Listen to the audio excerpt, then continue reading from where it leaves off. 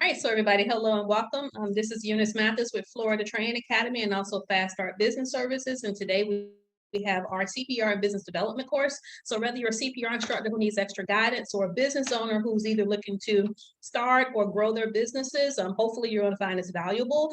Just as a disclaimer, at some point we're going to stop the camera because we don't want all of our proprietary knowledge to be shared, and that gives our business development customers some one-on-one time so they can actually ask their questions in private.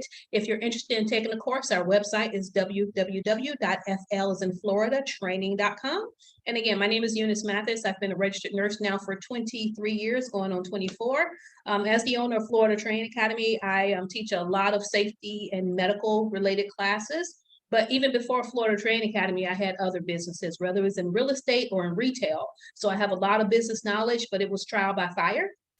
And so if the businesses didn't work, I had to learn from it. And my goal is to make sure that business owners who come behind me are not going to repeat those same costly mistakes. If we can just assist them before they even get started with their businesses or before they go out and spend a whole bunch of money unnecessarily, we'll be giving them, an advantage. And so that's what this is. And so even though some of us may have similar businesses, I don't ever want to be seen or looked upon as someone's competitor.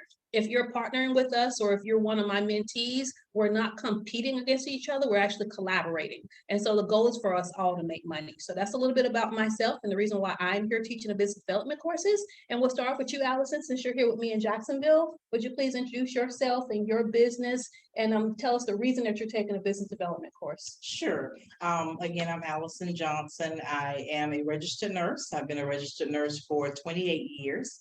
And I currently have an in-home home health agency. Well, it's really in-home health services, home care services, non-skilled home care services, as well as I would like to begin just teaching CPR courses, doing these CNA courses, and just to broaden my business. And a lot of times as a nurse, you know how to do the skills, but when it comes to running the business, it's a little niche to it in order to be successful. And I'm confident in my skills and in my customer service skills and providing quality care and to the clients that I serve. But I want my business to grow and I want it to be successful and I want to start out right. I believe if you start right, you end right. So that is why I chose this course. Well, thank you. Thank you so much. And last but not least, Natasha, and also tell us where you're from. Okay, great. Good evening, everyone. My name is Natasha Gordon. I'm from the Bronx, New York. Hi. I've been in the medical field for actually over like 14 years. Started off as an MA, went to LPN, and now I'm an RN. I've been an RN for approximately 8 years. I'm also a CPR instructor. And the reason for this, I'm taking this course is because I want to start and build my business. And I know I'm in the right hands. So that's all right. Well, we appreciate you. Yes. And it's just so amazing because I'm like ready to catch that flight to New York right now, but it's cold. We're going to wait till it warms up some. Okay. So do you teach any other courses besides BLS and CPR? Are you ACLS or PALS? No. Certified?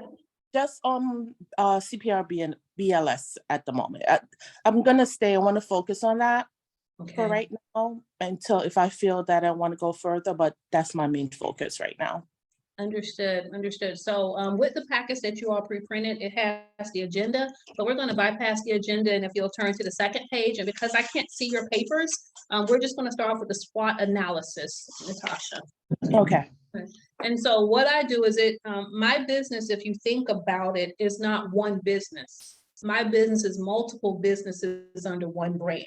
So what you all are doing right now is actually developing your brand. And what's the name of your business? Care with Compassion and Dignity. Okay. And then Natasha, what's the name of your business?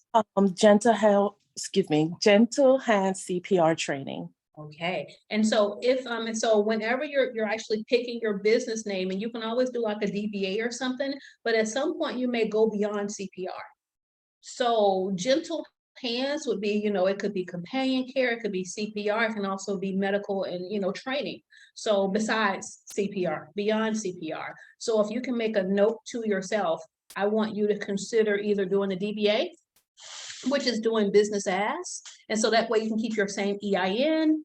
But when you limit your business to CPR, there's no limits.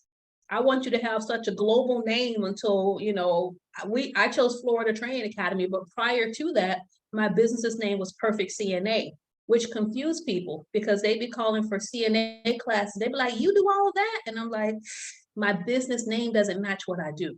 Okay. And so I want you to be thinking about that too. Right now it is only CPR and basic life support, but we're actually thinking about the future. And, and so that's going to be part of your plan that we're going to be doing today. It's like, where do you see yourself in 5 years? So slow growth. If you're going to be building a brand, don't try to rush, because by the time you get through dealing with zoning, like, do you have your location yet? Not yet. Do you have a location, Natasha? Actually, that's what I wanted to discuss, because I was planning to do it out of my home. Okay. And there's nothing wrong with that. Okay. That's what I want to discuss as well. There's nothing wrong with that. And so, part of the disclaimer was there are some questions that you all may want to ask offline, but if that's something that you want others to hear, because others may have that same question, I'll be happy to answer it. But when I started my business, we actually started in one of my friends' houses. We started in the house, and then we made sure the business was profitable. And then once the business actually turned a profit is when we got, the building, et cetera. And we started off in a 2-room shack. So from the house, we went to a 2-room shack. I think for that commercial suite with the 2 rooms that was right next door to a church, and we taught classes on the weekends. And so we competing with the church. I think the rent was maybe $250, $275 a month, still generated 6 figures. Nice. So if you offer value, students, yeah, sometimes they like the larger buildings, etc., but we make sure that our students know that we're not a college. If you want a college, go pay your college tuition. We're offering you fast and affordable training by somebody who knows the ropes. We can get you in and out. And I proved 14 years ago that it didn't take all that. It didn't take you going to school for 3 months in order for you to pass your CNA license. And so when you're thinking about starting off in your house, until your business can afford a location on its own, I think that's a great idea. Just, people are crazy. So we'll talk about some safety things we need to address. All right. So your SWOT analysis, I'm gonna go back. My business is not one singular business. My business is multiple entities, multiple pillars under one umbrella that's labeled Florida Training Academy. So whether it's the safety classes, the medical classes, the instructor classes, or the business development classes, I need you to think of each of those as its own entity, and you need to do a SWOT analysis for each of them. And so right now with your current business, it's a caregiver companion. So we want to do a SWOT analysis for that. And so for you, Natasha, you'll be doing a SWOT analysis for your CPR business. And so that's your strengths, your weaknesses, your opportunities, and your threats. But I need you to do this every 6 months. If you're write a note down, you have to do this every 6 months. If you only do your SWOT analysis once and a new competitor moves in 2 miles away from you, you're going to have to change the way that you do business based upon your competition. And so that's part of your weaknesses or your threats. And so when you turn to the next page, right, for one pillar of your business, for you, we talked about companion care. And then for you, Natasha, CPR, I want you to write down your strengths, at least 1 or 2. And one, it could be the least important one, is the one that you'll share on the recording. But your strengths, your weaknesses, and your opportunities and threats, if you'll go ahead and start writing things down.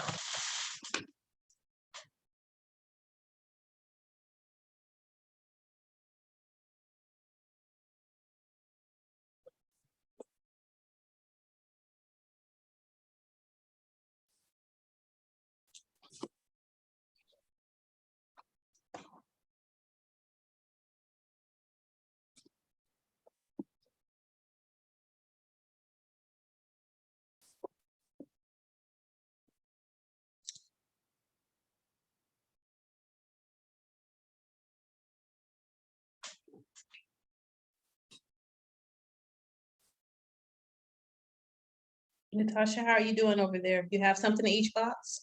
Except for opportunities. Okay. Um, So how many classes have you conducted so far? 3. Okay, and were they your friends? Were they your church members? How did you get those 3 clients? Or Actually, I'm with a training site because Mhm. I set up my home yet. Okay. So they were actual students who were looking, nursing students, individuals who work in healthcare. So it wasn't friends nor family, all strangers. And so that's actually good that strangers trust you. And so opportunity would be to maybe reach out to them to get those reviews. That would be an opportunity. And then also another opportunity that you, or it could actually be a strength, is the fact that if you open up in your house, you have low to no overhead. Yes.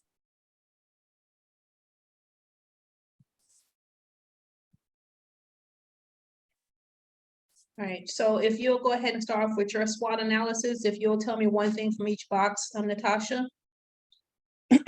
Excuse me. My strength is I'm compassionate with customer service. Customer service is my number one strength for me. Okay.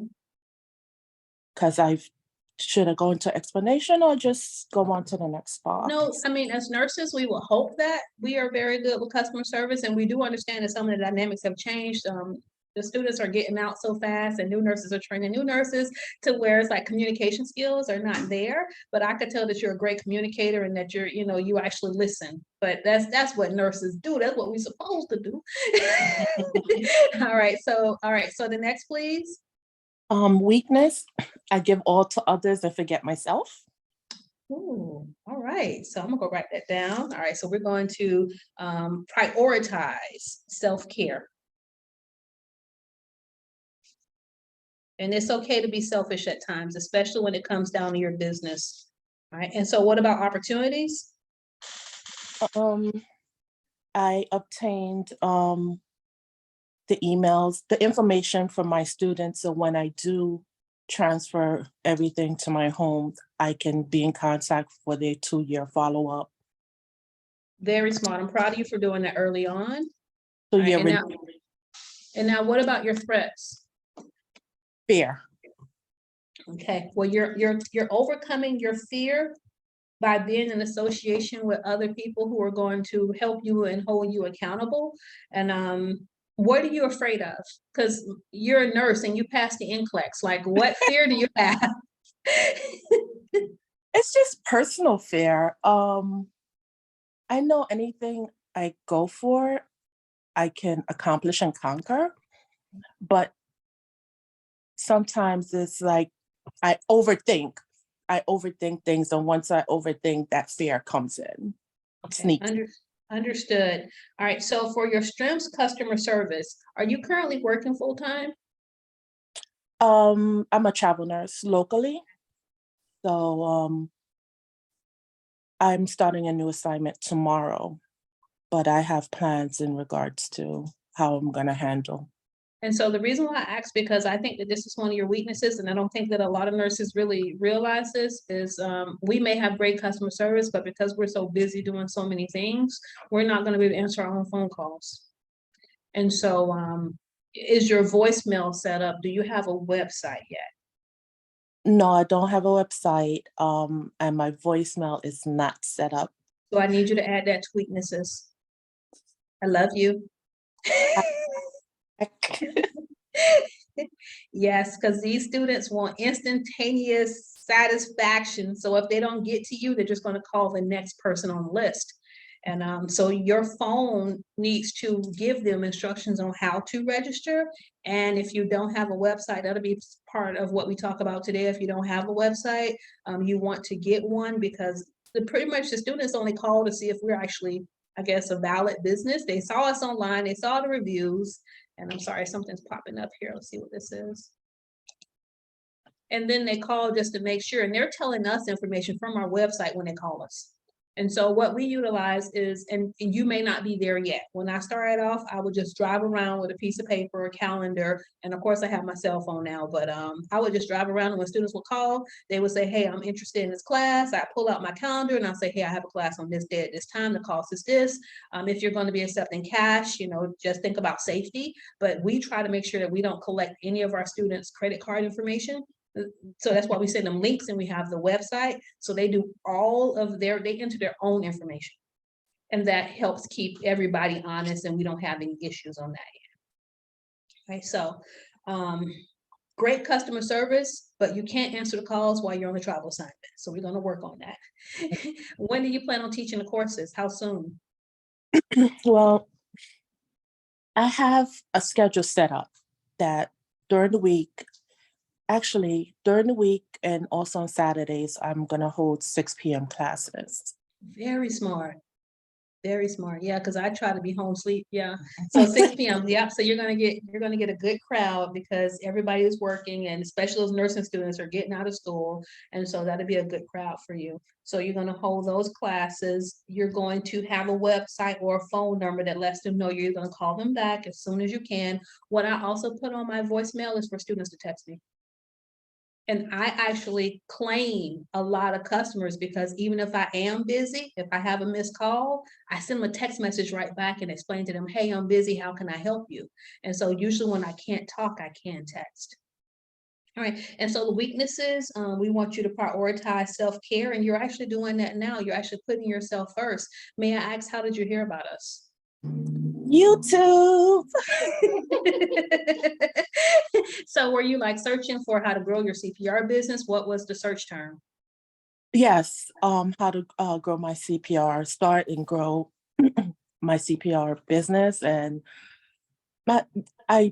one of your classes videos came up, and just the way you were presenting to your students, and how you conducted yourself, and how you spoke, and just your aura through YouTube alone. Wow, thank you. Yeah, I was like, she's the one. Thank you so much. And so I actually have instructors internationally, and it's really awesome, because while they're researching me, I'm researching them. And it's, so now that you found me on YouTube, I also want YouTube within your 3, 6, or 12-month plan, is that if you're going to be an authority in your own area, you got to start shooting videos. And it's sad to say that nobody from New York popped up. Instead, Google found this crazy nurse from Florida. It was like, hey, I need you two to connect. And Google sent me to you, and vice versa. But think of all the Northerners who are also asking those questions. And I would love for that face to pop up to be you. And so we'll get you there. But yeah, we're going to have to start getting you on camera at some point. But that's not your immediate goal. Your immediate goal is to build your customer base. Okay. And then opportunities, we talked about. I'm so proud of you for already collecting data from your customers. Where are you keeping the information? In Google, in the cloud? Where are you keeping it stored? I'm old school. Paper and pen for right now. So all you have to do is just go to Google, go to your Gmail account, and create a contact list, and transfer their name, their email address, everything, because you're going to have to keep this electronic, because God forbid, with you being a travel nurse, you may lose the documents, and even if you scan it all in, 2 years from now, when it's time for them to renew, you're not going to go back and look at all those emails. You want to start actually building that database as you go. Okay. And so for every student, since you have to collect their email address and their phone numbers anyway, their contact information, just go ahead and create a contact list in Google. Okay, or you can do like a spreadsheet if you're good with spreadsheets. Okay. And then the last thread was fear. So it's not necessarily fear of failure. What is it fear of? I think it is fear of failure, because I'm planning, my plan is to go full throttle with this, full time, and leave nursing, actually. So that's my fear. Okay, so I gave myself 10 years. And so when I started, and this was after having multiple business, actually my first week as a nurse, I decided that I was going to nurse differently. I didn't like how they were talking to me, and I'm like, they ain't talking to me like that. So my first week on the floor, I was like, hey, I'm going to give myself 10 years, and then I'm going to make my exit strategy. So I'm always a nurse. I'm still teaching nurses, and I'm going to be taking a PRN position to go back, because right now the nursing field needs experienced nurses more than ever. The new nurses are training new nurses, and then the patients, right now the nursing shortage. And so I'm obligated to the community that I live in and I serve. So I'm going to go back and work at least 1 day per week. But if whatever you have from the time that you're an MA to an LPN to right now as a registered nurse, you take all of that and everything that you've overcome. And now, so you're an expert as a nurse, and now you're starting all over again. And now you're a novice as a business owner, but your skills are transferable. You mentioned customer service, you're organized, you're a people person, you're one of the most trusted industries in America. And so you have that database, you have that connection. And if you kind of like your NCLEX when you're studying, it's like, okay, I'm gonna study this system today. You're not trying to tell people don't eat the whole cow at one time. So you're going to break it down. And so if you only accomplish one thing per month, at the end of 12 months, Natasha, you're going to be head and shoulders above other people in your area, even the ones who started before you, because you're actually holding yourself accountable and you're not going to let fear stop you. So let's say that you try something and it fails. It's not a failure, it's a learning lesson. You just learn, you take what you learn from it and now just change it and redirect it and then repeat the process. And now you have me as an accountability partner. So whenever you say, hey, Eunice, I did XYZ and it didn't work, I'm like, okay, let's try it. And we don't have to do it in order. We go try Q, we go try P, and if we have to, we go back to A, right?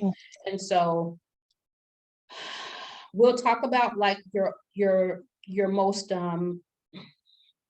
the most important goal, and how we can actually strategize so that we can take the fear out of it, because I think some of the fear comes from not having a plan that we can execute and actually strategize on. So we'll get your plan, right? Okay. And so we're going to go further with you. Would you please tell us your strengths, weaknesses, opportunities, and threats? Sure. And now my number one strength that I You all put the same thing. was customer service, and my compassion and wanting to just provide the best quality service that I can.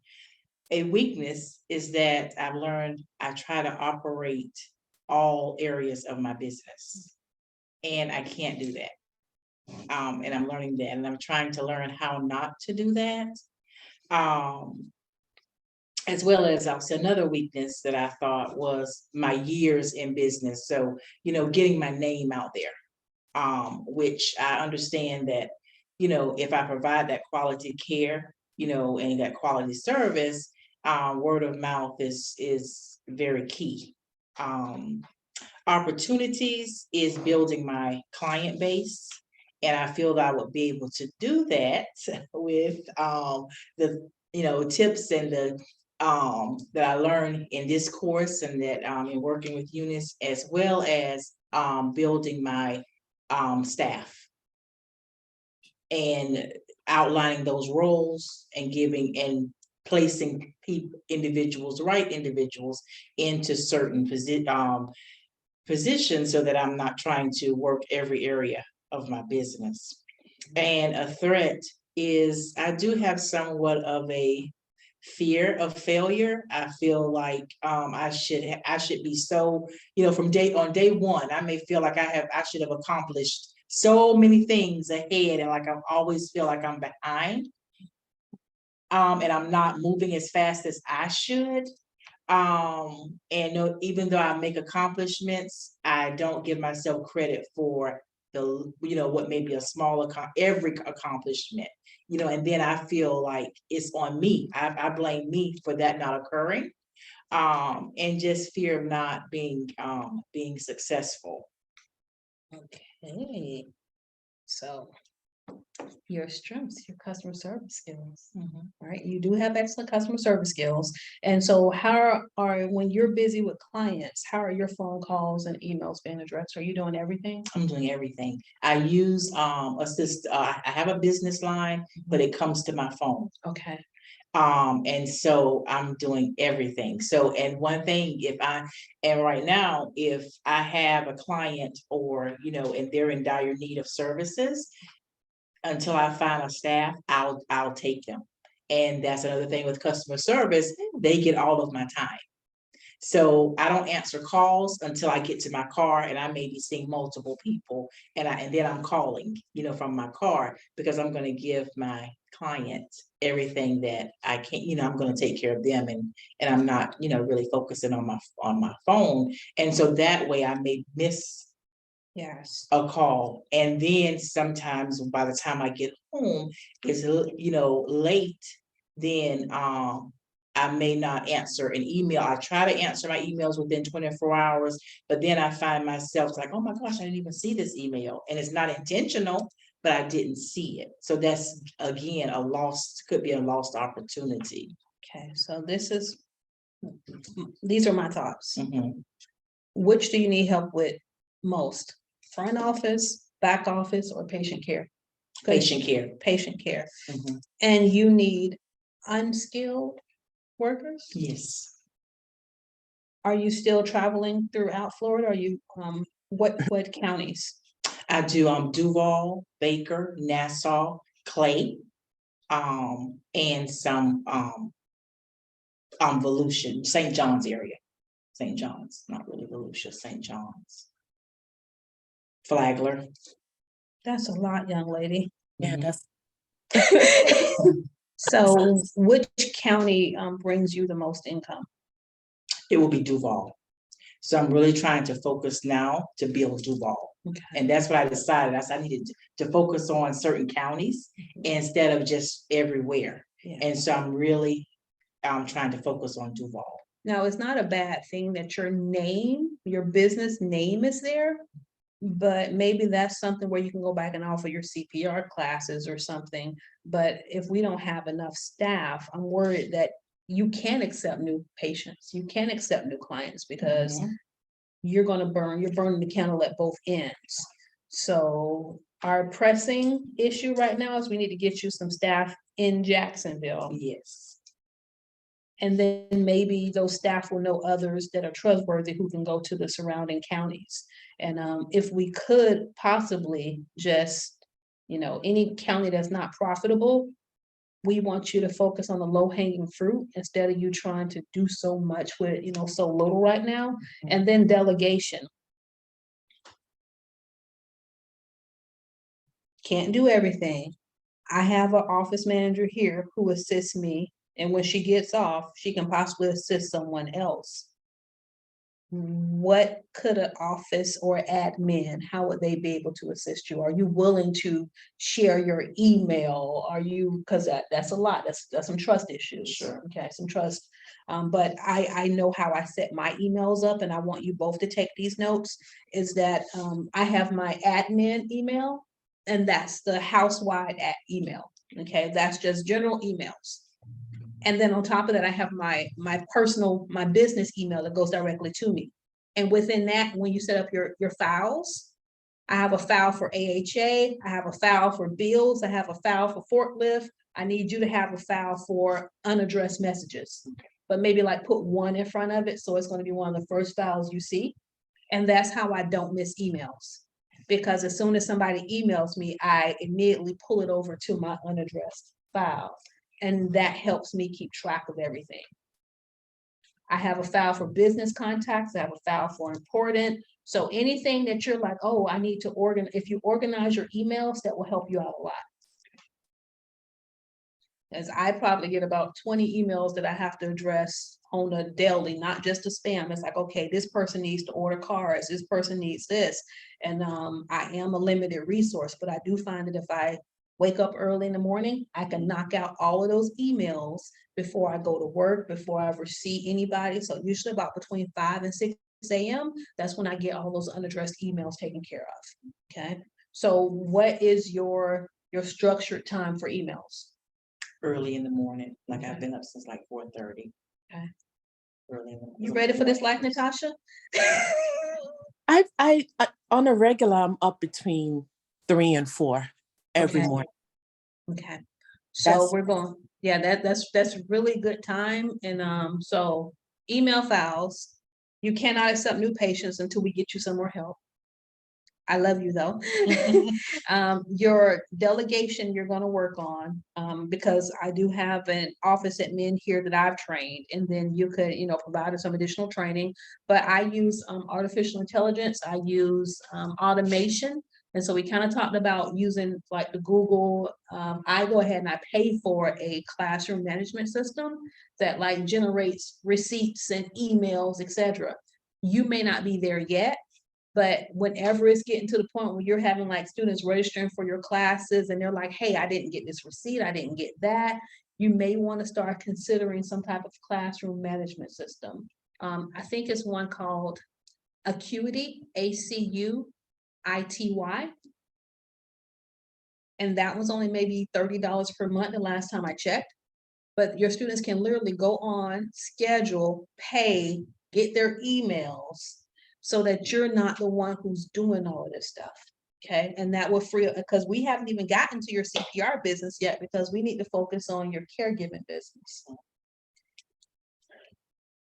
Good job with your brand identity, having it in multiple counties. You were mentioning that you being a new business. Right now with the internet, the fact that you're a new business is not a bad thing, because we have so many new visitors in our city. So like all the Northerners are coming here to Florida. Hey, and so you have all these people, they don't know about Florida Training Academy. All they know is that they're going to go onto Google, they're going to search for American Heart Association CPR, and then that's going to be based off of your zip code. So you want to be dominant in your area wherever you are actually teaching your classes. So are you also thinking about starting off in your house for now for the CPR classes? Yes, and actually it's an opportunity I'll talk to you offline about. Okay. And I wasn't sure because right now my home is my business, but I don't have, I meet any staff or anyone outside. Mhm. So we meet at general places like for interviews. Yes. They don't have to come to my home. Library or what have you. Yes. Yeah. Okay. So we'll put down the bus stop. And then building your client base. I thought about you upselling to your current customer. So the clients that you serve, are they all individuals, or are you actually servicing other companies? Like, for example, if you're a staffing agency or a sitter companion company, are you staffing hospitals?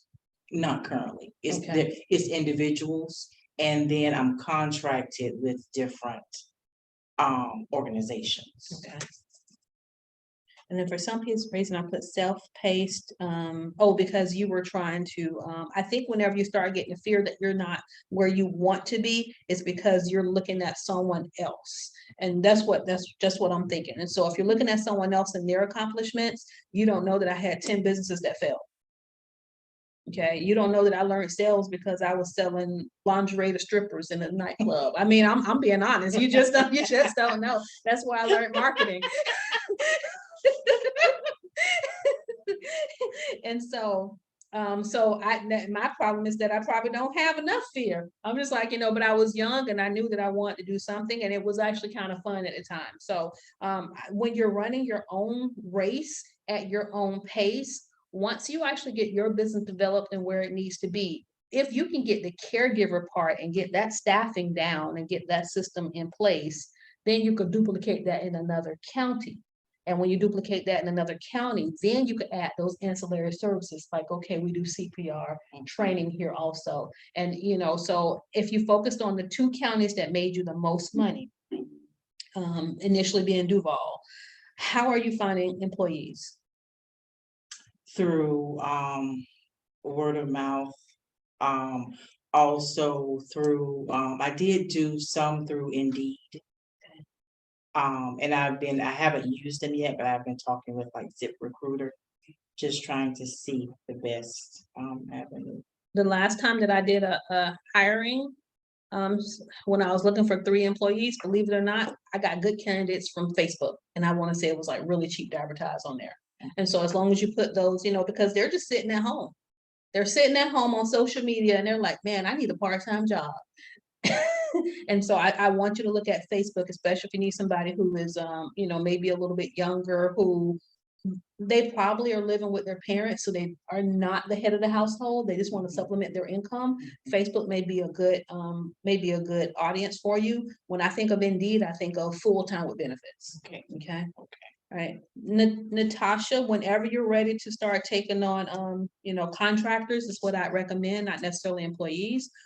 Please reach out to me and I can talk to you about hiring those contractors so that you'll be able to expand your brand also. That's great. So we did our SWOT analysis. All right, let's turn to the next page. Did you all have any questions before we go further? Because we're gonna have time for Q&A. All right, so what are your SMART goals? And so a SMART goal should be specific, measurable, achievable, but ambitious. If it's too easy, don't even list it. Relevant and time bound. So one of my SMART goals from the end of last year, and I'm telling everybody because I plan on including nurses, period, was that because of the number of nursing students who are failing the NCLEX, my goal is to actually, we do the CNA exam prep here, but my goal is to become an NCLEX exam prep provider. And I'm assuming that somebody told somebody who told somebody, because a local college, I meet with them one day this week, was like, hey, we want you to do our NCLEX exam prep.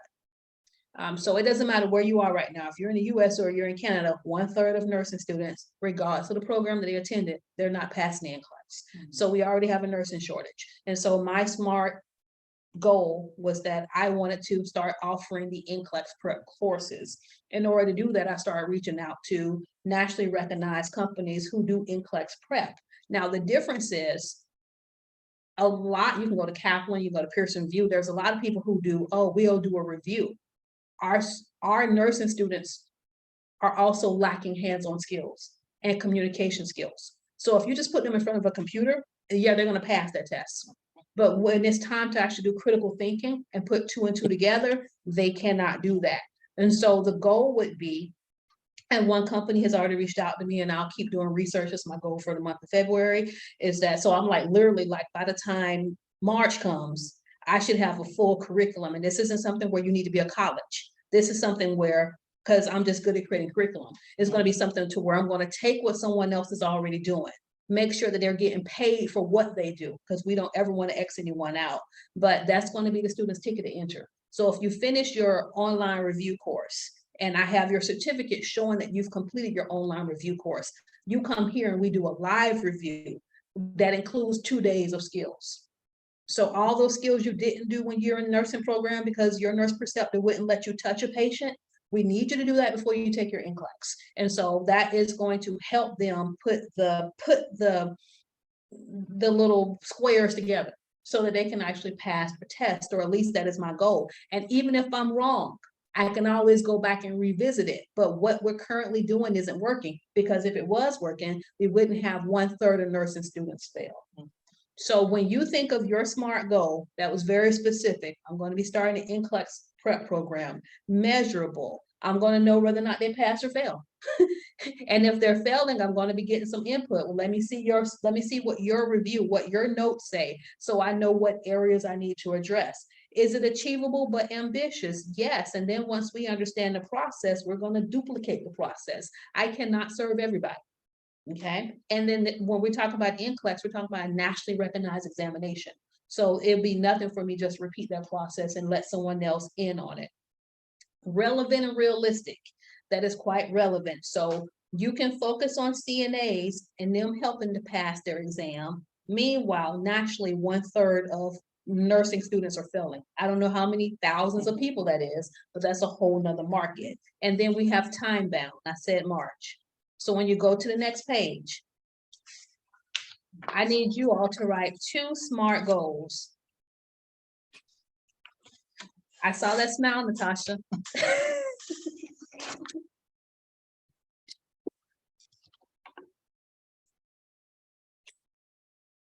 And so while you all are writing, I'm just going to be reading through it. Specific is the S, is who is involved, what do I want to achieve, when do I want to achieve this, and why is the goal important? If you remember your why, even when things get hard, you'll keep doing it. M is measurable. How will I measure my progress? How will I know if my goal is achieved? A is achievable. Will it be clear when the goal is complete? Is it reasonable to complete the goal in the time allotted? R is relevant. Is this goal related to my overall success? And T is time bound. How long should it take to accomplish this goal? And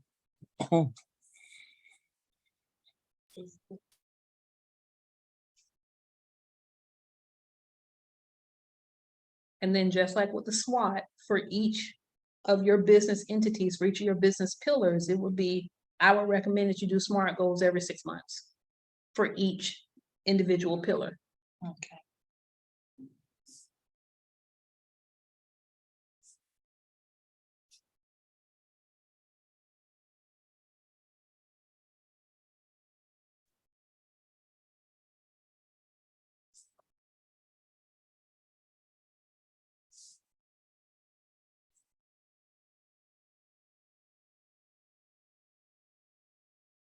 Sometimes So- I have different. So I'll give you an example.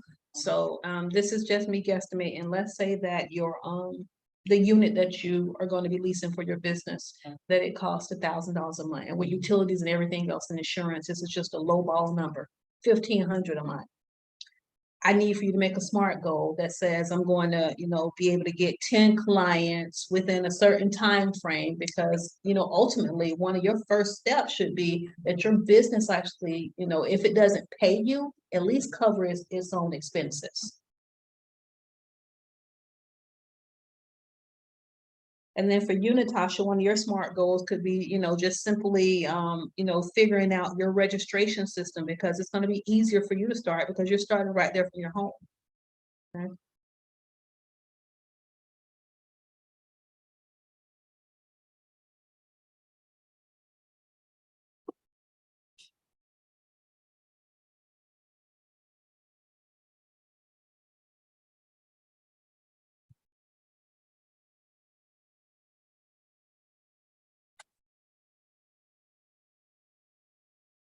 I love when y'all are quiet. It's like y'all prepping for the NCLEX.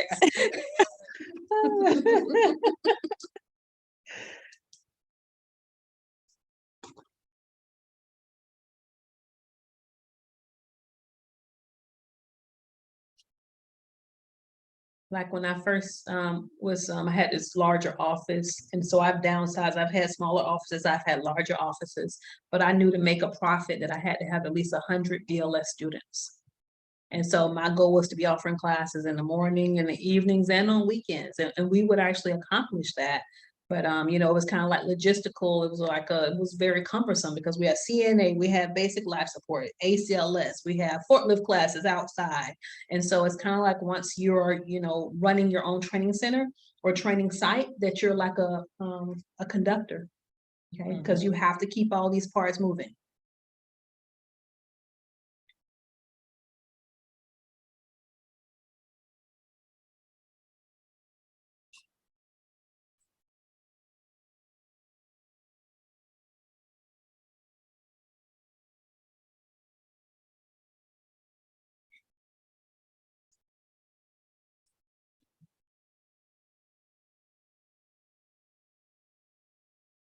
Then whenever someone has their SMART goal, would you please let me know? I just want the S and the T so I can hold you accountable. I'm going to set it in my calendar so I can make sure that I call you or text you to see how you are progressing with one of your goals.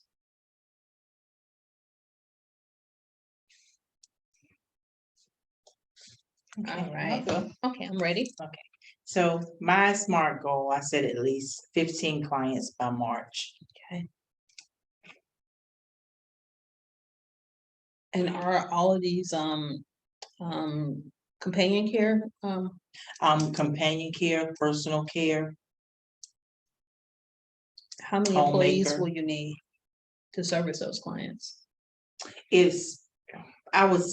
service these clients, I really want at least 4 caregivers, Okay. because then not just for the 15, but then I won't limit myself to just 15. Understood. Ambitious. All right, so I put this for Allison. We're going to have 15 clients by March, and that means that we need to add 4 caregivers, or you need a total of 4 caregivers? I need a total of 4. Total of 4. Okay. All right, and now Natasha, what about you? Who is involved? Myself and students. What do I want to achieve is quality teaching and at least the minimum of 30 students per week. Okay. When do I need to achieve this? Within 3 months? And why is this goal important for me to be free? Okay. So let's talk about you getting those 30 customers per week. You're probably going to have to do some blended classes. Have you done a blended course before, the hard code classes? No. Okay, so I want you to write that down because that's something that you can do. Are you an American Heart Association instructor? Yes. Okay, so to the traditional class, they come in, they sit for their 2-3 hours, and they take the BLS class. But the hard code courses are the blended learning where they would complete the portion of their course online, and they would come to you for a skill session.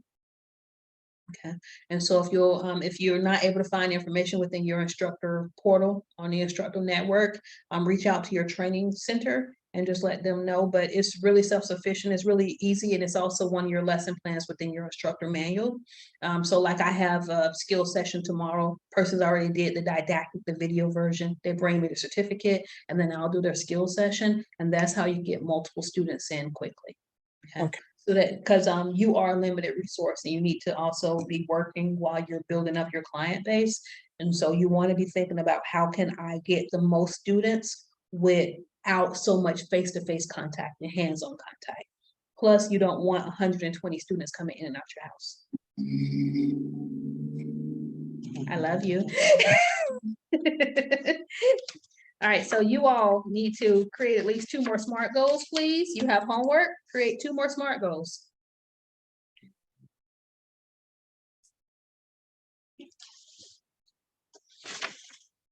And so both of you all pretty much said 3 months. So I'll follow both of you. This is the end of January. So I'm going to say April the 1st.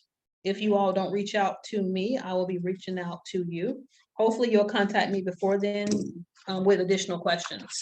The next sheet talks about partnerships. And one of the first partnerships I want you to put down is Florida Training Academy. Partnerships are so important. I need you to go out in the community. I need you to teach free CPR classes at your churches. Reach out to social workers, reach out to childcare facilities.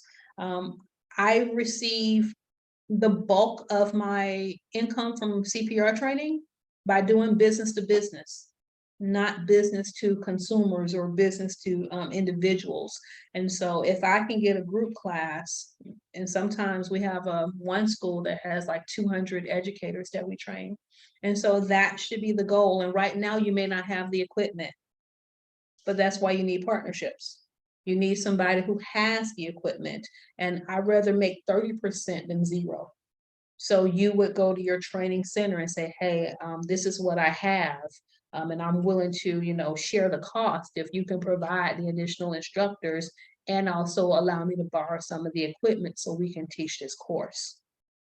And of course, everything's going to be in writing.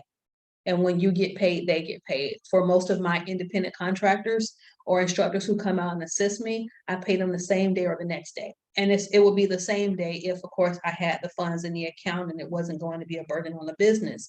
But we also require that a lot of our customers pay either before or on the same day. And so if the customer, let's say, because that could be thousands of dollars that I'm paying out to these various instructors, that would be somebody who get paid within 24 hours. But at no point, if you're coming out to help me teach 200 people, am I going to make you wait a week for your check? All right, so I need you all to list 3 partnerships.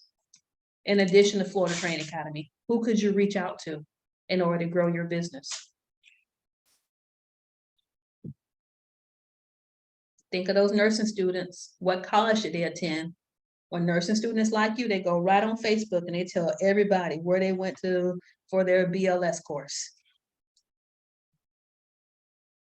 All those travel nurses. So you can reach out to your travel nurse agency.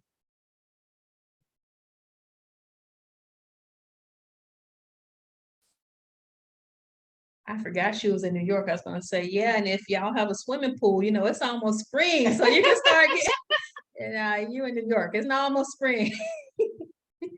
But yeah, usually during the springtime, that's when I start with the babysitting courses, the babysitting basics, and I'm also teaching CPR to communities. And even though it may be a free CPR course on the weekend, it only takes an hour to do, and I'm training a whole community. And somebody's mom is a nurse or a doctor. And so that's how I would then get the paid customers, because I went out and taught this free course. And so the free course is knowledge only, it's hands only CPR. But because my name and my brand is out there, that's going to help me get those paid clients.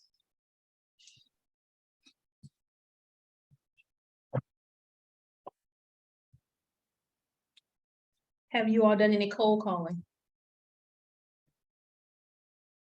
Okay. I haven't either. So what I've done is I've done email campaigns, I've done letters in the mail. To me, the letters in the mail, I don't get that much of a significant response from it.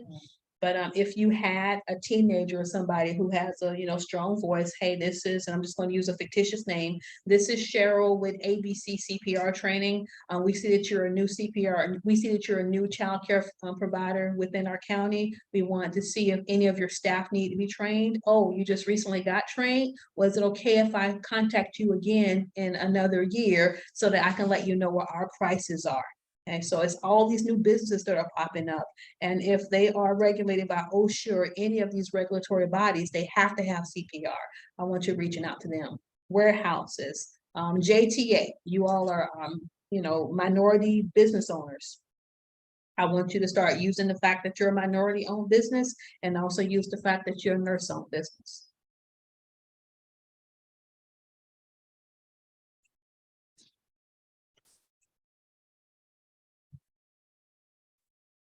How long are you going to be in the area, Natasha? For your assignment, how long will you be there? We'll talk off air about that. Okay, understood. Have you looked at what your competitors are charging for their CPR and BLS classes? Yes. Okay. And so that would be another opportunity for you, because you don't have the overhead, so you can charge less. And it's not that you're trying to be the cheapest person on the block, but you don't have to charge full price. And so here we're talking about what are your unique aspects. And I have a picture there of a unicorn, because I do think that I'm a unicorn. I started doing the fast training classes before people even recognized it, and they thought it was a hoax. And so I actually received a cease and desist order from the Florida Board of Education or whatever. And they came to the building, and they had their little clipboards out, and there was nothing I was doing that was illegal, because you can teach vocational classes, you can teach avocational classes here in the state of Florida.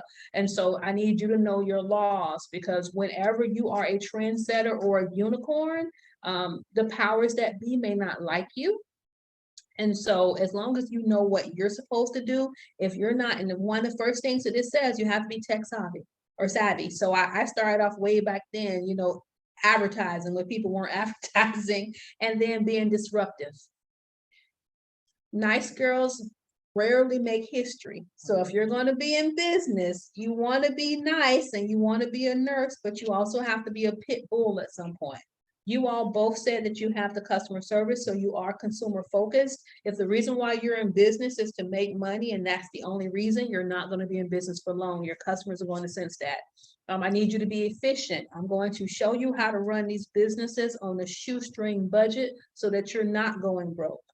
A lot of people who will try to compete against me, they get these huge businesses, because when they passed by my office, they saw 10 cars. What they neglected to do was to count my expenses, or to pass by the office when I only had one car on the outside and one student. And so it's always going to balance out. And then you want to be growth driven. So when you turn to your next page, and you're only going to share one with online or via video, but I need you to write down what makes your business stand out. And I want you to actually, for this one moment, consider me a competitor. And so you know what my limitations are. You've called me, you've interacted with me. I don't care who you're standing against. You can always find something that they need to improve upon and what you need to improve upon. So when you think about your unique traits, If you and I were running a race, how would you beat me? I don't want to see your piece of paper, but I want you to write that down. Natasha, you're already winning because I can't do cold weather. Yeah. And I can't do hot weather, so. Oh, no. So, yep, your unique traits. You are mobile, brand recognition in multiple counties.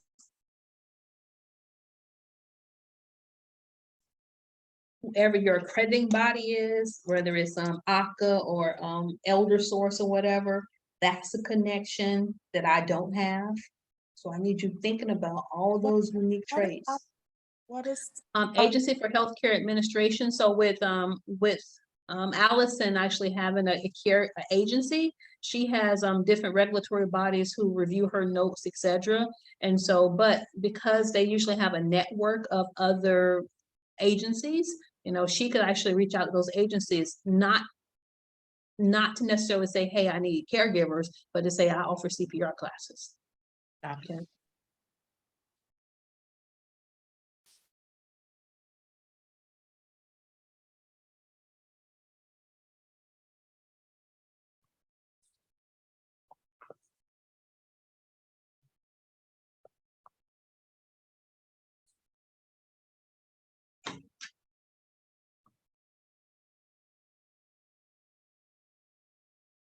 Okay, so when I started my business, I didn't look at my local, the businesses locally who were doing the same thing. I didn't look at them as my competitors.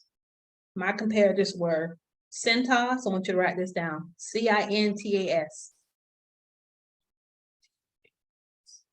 And then I modeled my business after the American Heart Association, the American Red Cross, and Mary Kay. Oh, Mary Kay. Mary Kay. All right. And so I want you to think about Mary Kay and how she empowers and encourages others, and she gets other women to sell her products because they trust and they believe in her product. And so that's what I want you to be doing when you're thinking about bringing others along with you. How are you going to build that trust? Because we all said we can't do it on our own. So when you're thinking about your competitor, I had you put me down. I'm a little fish in a big pond. Cintas is one of the #1 CPR training companies because they go to all the different warehouses. But I know what their limitations are too, because when I go behind them and I teach and the employees say, hey, we weren't taught XYZ, and you're a better instructor and you're more engaging. So here it is, I go in, I charge half of what they charge, and they can charge hundreds of dollars for an on-site CPR course. So when someone says, hey, your prices are too high, that may not be your customer. You want to make sure you're setting your prices. If I'm dealing with a business, I'm not going to be the lowest one, because look, I'm offering your cars within 24 hours. In addition to that, you have a nurse coming out to teach your course, dressed apart. If you're going to be at a warehouse, you're not going to be wearing your medical uniform. You're going to wear your casual clothing, your business casual clothing. So you're going to dress for where you're teaching. But I don't want you looking at anyone locally necessarily as your competitor. I want you to be thinking about the $1 million companies. Because if you're looking at a company that makes $200,000 as your competitor, you're limiting yourself. Okay. How many different products or services does the American Heart Association offer? Many. Many. So I need for you to do something similar. Are you actually selling books? You can sell the ebooks and you can upcharge. That's a way to make money. Those blended courses, you can upcharge those too. And so American Heart, if you look at their model, for them to be a nonprofit, they do generate a lot of profit. And so I would highly recommend that you look at someone else's business model, and you will rarely ever hear me speak of having a business plan. And the reason why I don't do business plans is because a business plan does like a 3 to 5 year projection. And yes, you get to look at your competitors and everybody else. But if you think about what happened in 2021, And if you had just did your business plan in 2020, 2021, we had a whole pandemic. And if you tried to stick with your business plan, you are pretty much out of business. So a business model is more fluid. And if, how we just talked about, you taking away some of those counties that are not making any money, and you're going to try to focus on the counties that are generating revenue, you can do that easier with a business model. So what business model do you think that you're going to model your business after, Natasha? Because we're talking about retiring and leaving nursing. And so we can't do that living in New York off of $150,000. Yeah. So how are we going to get to, you know, some high six figures? Upselling, Okay. offering classes mobilely, by going Yes. to facilities, companies, and that's product. That's a very good start. And products, yes. Have you ever taken a class on any type? Have you ever sold anything? Have you ever been like a sales rep? When I was younger, yeah. I think you got it in you. I think she could sell some stuff. So what about you? Any sales and marketing experience? Some, Okay. yeah, some. All right, so when you go to the last page, you all, actually that is the last page. And so we'll stop our video and give you all a quick break.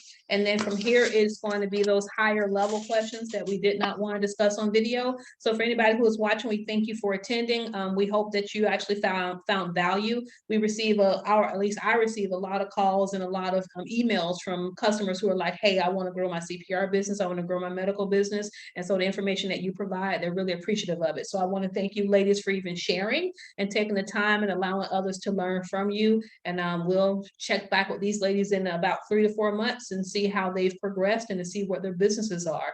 All right, everybody, we're signing off for now.